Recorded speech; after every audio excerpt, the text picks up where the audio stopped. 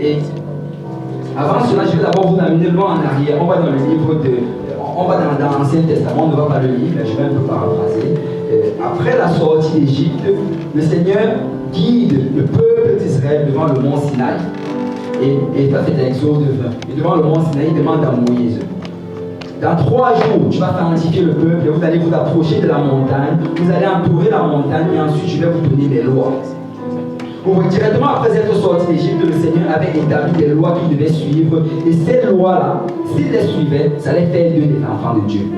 S'il suivait ces lois-là, ça allait faire à ce qu'ils gardent l'alliance et toutes les promesses que Dieu leur avait promis, allaient arriver à l'existence. Mais on voit comment dans Exode chapitre 20, il y a le son de la trompette, il y a le tonnerre, il y a l'éclair, le peuple est tout épeuré. Le Seigneur commence à citer ces commandements-là. Et il y a d'abord les 10 commandements, il y a beaucoup d'autres commandements qui suivent. Mais après cela, on voit des années ont passé, Et là, dans Matthieu maintenant, chapitre 5, Jésus, qui est Dieu manifesté en chair, là se présente encore une fois. Et qu'est-ce qu'il fait ici? Dans Matthieu 5, versets 1 à 2, on nous dit: voyant la foule, Jésus monta sur la montagne. Et après qu'il se fut assis, ses disciples s'approchèrent de lui. Puis, ayant ouvert la bouche, il les enseigna. Alors, qu'est-ce que Jésus a fait ici? Il a refait la même chose en fait. Au début du ministère, avant qu'il ne commence à marcher avec ses disciples, il les fait encore monter sur la montagne. Le même scénario qui s'était passé d'Exode. Mais cette fois-ci, ce n'est pas comme d'Exode avec les éclairs, les tonnerres et tout cela. Qu'est-ce que Jésus fait? Il s'assoit maintenant, il commence à leur enseigner. Et là, aujourd'hui, on va commencer une nouvelle série. Et le nom de la série, c'est le sermon sur la montagne. Le sermon sur la montagne. On va aller vers le Seigneur en prière. Prions tous ensemble. Seigneur Dieu Tout-Puissant, merci pour ton amour et pour ta grâce, Papa.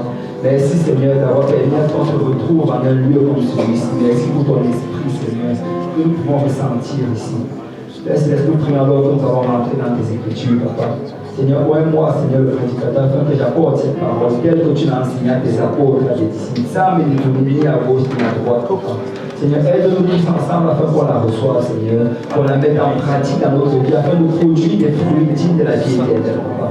Seigneur, c'est avec action de grâce que nous t'avons prié, au nom de Jésus. Que l'Assemblée dit au nom de Jésus. Au nom de Jésus. Amen. Vous pouvez vous asseoir dans la présence du Seigneur.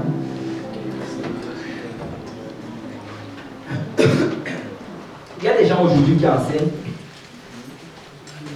qu'il n'y a pas de commande, qu'on ne vit plus selon les commandements. Que quand tu es un chrétien aujourd'hui, tu ne dois plus regarder aux commandements. On dit que les commandements, c'était les choses de l'Ancien Testament. Je ne sais pas s'il y a des gens qui ont déjà entendu parler de ça. On dit que, mais comment est-ce que vous vivez toujours sous la loi? Comment est-ce qu'on te dit toujours dans ton église, il faut, on ne doit plus cela, on est sous la grâce.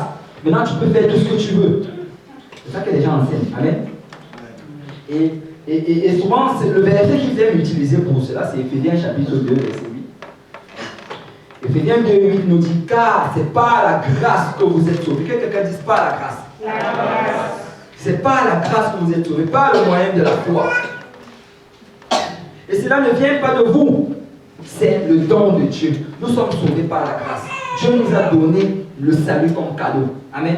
Amen. C'est pas il n'y a aucune œuvre qu'on puisse faire pour avoir le salut. Nous l'avons reçu il y a de cela 2000 ans, quand Jésus est mort sur la croix. Et nous l'avons mis en application dans notre vie le jour où nous avons obéi à l'évangile en faisant la repentance, se baptisant au nom de Jésus-Christ et en étant rempli de son esprit. Amen. Et on dit que c'est par la grâce que nous sommes sauvés. Et regardez le verset 9, ce n'est point par les œuvres afin que personne ne se glorifie. Il n'y a aucune œuvre que tu puisses faire. Tu ne peux pas donner assez d'argent sans entraide pour être sauvé. Tu ne peux pas aider assez de sans-abri pour être sauvé. Tu ne peux rien faire pour avoir le salut. On dit que ce n'est point par les œuvres afin que personne ne se glorifie. Parce que seul Dieu, à lui seul soit la gloire. On ne doit donner la gloire à personne. Seul Dieu est venu et s'est revêtu d'une chair et a payé le prix pour nos péchés. Mais regardez le verset 10. Parce que ceux qui citent d'habitude ce verset vont s'arrêter à la fin du verset 9. Regardez le verset 10. La Bible nous dit au verset 10: car nous sommes son ouvrage, ayant été créés en Jésus-Christ pour de bonnes œuvres. C'est là que les bonnes œuvres entrent en question. Les bonnes œuvres, ce ne sont pas avant le salut. C'est-à-dire, si quelqu'un vient, il commence à beaucoup donner il commence à faire de gros dons à l'église, il commence à aider beaucoup les saints, il commence à donner généreusement pour l'avancement de l'œuvre de Christ. Ce sont des bonnes œuvres qu'il est en train de faire. S'il fait tout cela sans avoir obéi à l'évangile, vous savez, le Seigneur va lui donner sa récompense pour cela. Parce qu'il a dit que si tu donnes qu'un verre d'eau à un de ces petits, tu auras sûrement ta récompense. Mais malgré cela, il ne sera pas sauvé. Parce qu'il ne peut pas être sauvé par ses bonnes œuvres. Mais par contre, s'il obéit à l'évangile, là maintenant, c'est là qu'il a appelé à faire de bonnes œuvres. Amen. Et on dit, c'est pour de bonnes œuvres que Dieu a préparé d'avance afin que nous les pratiquons. Ça veut dire que quand tu donnes ta vie à Dieu, dès que tu sors de l'eau de baptême, que ton nom est marqué dans le livre de vie, il y a une liste de bonnes œuvres que le Seigneur avait déjà préparées pour toi. Amen. Et ce ne sera pas par ta force que tu vas le faire, mais c'est par la force de Dieu. Et ces bonnes œuvres-là, en fait, vont même t'aider pour ton salut. Parce que chacune des œuvres que tu vas faire, ça va te rapprocher davantage de Dieu. Amen. Et pourquoi est-ce que nous faisons même d'abord ces bonnes œuvres? Nous ne faisons pas ces bonnes œuvres pour essayer de mériter un quelconque salut. Mais nous le faisons parce que Dieu a été tellement bon avec nous que si nous pouvons faire ne serait-ce que la moindre chose pour lui faire plaisir, nous allons le faire. Amen. Nous le faisons parce que nous aimons tellement le Seigneur et nous voulons tellement que d'autres personnes puissent goûter ce que nous avons aujourd'hui. Amen. Et nous ne le faisons pas pour avoir un pardon de nos péchés, mais nous le faisons juste par amour pour Christ. Amen. Amen. Et qu'est-ce que Jésus a donc fait? C'est qu'il est donc monté sur la montagne et là il a commencé à leur enseigner ce qu'on appelle en fait le sermon sur la montagne, cette série qu'on va étudier. Et ça se trouve dans Matthieu, chapitre 5, chapitre 6 et chapitre 7. Et vous savez, le sermon sur la montagne, c'est le plus grand, le plus magnifique livre qui ait jamais été écrit. Il n'y a rien qui est comparable aux enseignements qui sont dans le sermon sur la montagne. Si tu commences à les étudier, ça dépasse toute œuvre théologique, ça dépasse toute œuvre philosophique, ça dépasse toute œuvre qu'un homme n'ait plus jamais écrit. Ce sont en fait des concepts qui ne peuvent même pas être imaginés par un homme. Quand tu commences à étudier ces trois chapitres-là, 4, 5, 6, 7, tu réalises vraiment que c'est au-delà de la pensée humaine. Et avant cela, avant qu'on entre vraiment dans cette étude-là, je veux qu'on regarde d'abord à qui est-ce qu'il est en train de s'adresser. À qui est-ce que Jésus s'adresse quand il fait le sermon sur la montagne? Si on peut aller dans ce qu'on vient de lire tout à l'heure, Matthieu chapitre 5, verset 1 à 2, la Bible dit, voyant la foule, Jésus monta sur la montagne et après qu'il se fut assis, ses disciples s'approchèrent de lui. Regardez bien ceci, quand on parle de la foule ici, il faut qu'on mette un peu les choses dans le contexte. Dans Matthieu chapitre 4, on voit comment Jésus, après avoir été baptisé par Jean-Baptiste, après être passé par le désert où il était tenté par le diable, il commence son ministère. Et là, le voilà qui se promène dans les rues de Galilée et il commence à prêcher la parole de Dieu. Et la première chose qu'il prêche, regardez bien Matthieu 4, 17. Dès ce moment, Jésus commença à prêcher et a dit, répentez-vous, car le royaume des cieux est proche. Repentez-vous. La chose en fait que Jésus était venu faire, c'était pour annoncer son royaume, alors qu'il était en train d'aller vers la croix. En fait, la raison principale même, c'était de mourir sur la croix. Amen.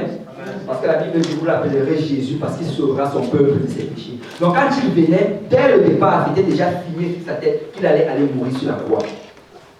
Mais alors qu'il est en train d'y aller, qu'est-ce qu'il fait? Il prêche la repentance. Donc quand il était venu, c'était vraiment pour le pardon des péchés. C'était pour annoncer que maintenant, vous avez l'opportunité d'avoir le pardon de vos péchés. Et le voilà, alors qu'il est en train de prêcher, il se promène dans les rues. Mais comme Jésus, c'est Dieu manifesté en chair, il est rempli de compassion. Et quand il se promène, il y a des gens qui sont malades, il est guéri. Il y a des gens qui ont des besoins, qui sont possédés par des esprits, il les délivre. Il y a des démoniaques, il est guéri. Et il y a des paralytiques qui commencent à les faire marcher et à faire refonctionner leurs mains qui étaient peut-être paralysées depuis l'enfance. Et alors qu'il est en train de faire tout cela, on dit qu'une grande foule commence à le suivre. Vous savez, parce que les gens vont toujours être intéressés par les miracles.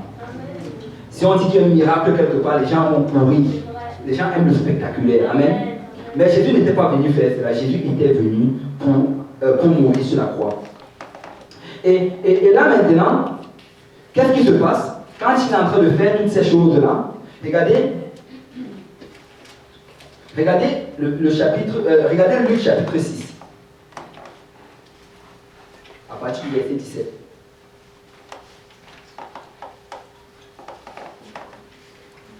On nous dit à partir du verset 17, il descendit avec eux et s'arrêta sur un plateau où se trouvait une foule de ses disciples et une multitude de peuple de toute la Judée.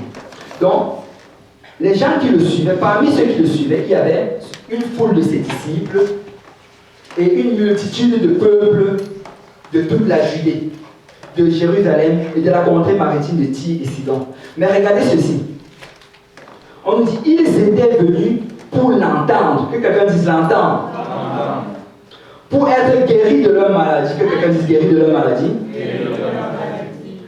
On dit que ceux qui étaient tourmentés par des esprits impurs étaient guéris. Et toute la foule cherchait à le toucher parce qu'une force sortait de lui et les guérissait tous. Donc, dans toute cette foule-là, il y avait les disciples de Jésus d'un côté. Il y avait une foule qui était venue pour l'entendre et pour être guérie. Amen. Amen. Amen. Et ce n'était pas tous qui étaient des disciples. Il faut qu'on comprenne ce principe-ci. Quand Jésus était en train de marcher, ce n'était pas tout le monde qui était vraiment venu là pour obtenir le salut. Ce n'était pas tout le monde qui était venu pour obtenir un certain pardon pour leurs péchés ou bien qui se reconnaissaient pécheurs. Certains qui étaient là étaient venus pour des raisons précises. Et on nous dit que certains étaient venus pour l'entendre et d'autres étaient venus pour être guéris. Bon, on va d'abord parler d'entendre. Vous savez, même aujourd'hui, il y a des gens qui viennent dans la maison de Dieu juste pour entendre la parole. La Bible dit que ce n'est pas ceux qui entendent la parole, mais c'est ceux qui l'entendent pour la mettre en pratique. Amen. Donc, mais il y a ceux qui entendent la parole, qui sont contents de venir à l'église écouter une belle prédication. Ils vont venir, ils vont être impressionnés par l'éloquence de la prédication. Comment les mots sont bien agencés. Ils vont se réjouir, ils vont sauter. Pendant que les autres vont dire Alléluia, parce qu'ils sont en train de se saisir de la promesse. Ils vont dire Alléluia, parce que les mots ont été bien agencés. Et souvent ceux-là, c'est eux qui vont souvent dire oh, moi j'aime quand c'est elle qui prêche. Ça c'est mon prédicateur favori. Oh, moi j'aime vraiment la manière qu'il dit ces choses-là. Et ce sont ceux que quand tu vas peut-être l'inviter, tu vas lui dire écoute, on a tel prédicateur qui prêche aujourd'hui. Si ce n'est pas un de tes prédicateurs favoris, il ne va pas se pointer. Parce que lui, en fait, il vient juste pour entendre. Vous savez, quel que soit le nombre de temps que la personne a fait dans le ministère, quelle que soit l'éloquence avec laquelle il parle, quelle que soit sa connaissance même de la parole de Dieu, si le Seigneur l'appelle à prêcher, laissez-moi vous dire qu'il y a une notion sur la chair. Quand il monte sur la chair, qu'il commence à prophétiser la parole de Dieu, même si tu as l'impression que ce qu'il dit n'est pas beaucoup de sens, si c'est la parole de Dieu, que tu te saisis de cela, laisse-moi te dire que ça va avoir des effets dans ta vie. Laisse-moi te dire que ça va arriver à l'existence dans ta vie. Ta responsabilité, ce n'est pas de juger l'éloquence du prédicateur, mais ta responsabilité est de détecter qu'est-ce que le Seigneur est en train de te dire et de prendre cela et la mettre en pratique. Amen. Et quand on prêche, quand on dit Amen, ce n'est pas juste pour booster le prédicateur. Quand on dit Amen, qu'est-ce qu'on est en train de faire? On est en train de se saisir de ce qu'il vient de dire et on met ça en pratique dans notre vie. Amen. Et tu te saisis de cela et tu vois comment le Seigneur agit. Amen, comme le prédicateur avait enseigné vendredi dernier. Il a dit ainsi soit-il. Ainsi soit-il dans ma vie. Le prédicateur dit le Seigneur va te guérir. Ainsi soit-il dans ma vie. Et tu vois comment ça arrive. Le Seigneur va te délivrer. Ainsi soit-il dans ma vie. Le Seigneur va pourvoir à tes besoins. Ainsi soit-il dans ma vie. C'est ça, Amen. Amen. Alors si la parole est prêchée et qu'il y a un besoin particulier, que tu veux que ça arrive dans ta vie, je veux que tu cries Amen. Amen. Alléluia. Et tu vas voir comment ça va agir.